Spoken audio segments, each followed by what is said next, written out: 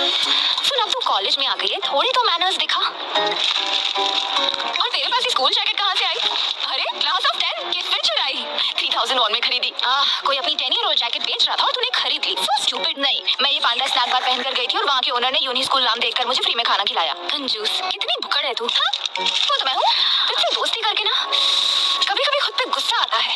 मुझे चाहे जैसे तैसे करके एडमिशन मिला हो, लेकिन मुझे सक्सेसफुल बनाएगा मेरा ये स्कूल और मेरी स्टोरी पूरे वर्ल्ड में फेमस हो जाएगी। Wait and watch. मेरी डियर मॉम कहती